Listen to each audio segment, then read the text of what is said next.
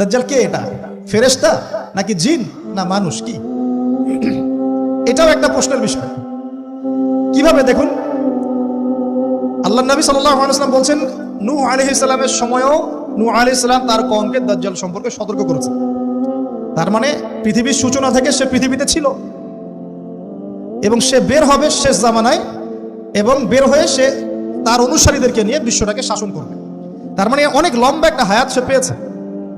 কোন জাতি এত লম্বা হায়াত পায় বলেন তো? কোন জাতি, মানব জাতি এত লম্বা হায়াত পায়? এই একটা মিস্টেরিয়াস ক্যারেক্টার দাজ্জাল। সে কি? তারপরে দেখুন, নবী সাল্লাল্লাহু আলাইহি ওয়াসাল্লাম একটা হাদিসের মধ্যে বলেছেন যে তাকে ওই তামিম দারির ওই দ্বীপে বন্দী করে রাখা হয়েছে। আপনারা হাদিসে জানেন, দ্বীপে বন্দী থাকা অবস্থায় তাকে সাহাবীরা দেখেছেন অনেক বিশাল আকৃতিতে, ঠিক আছে?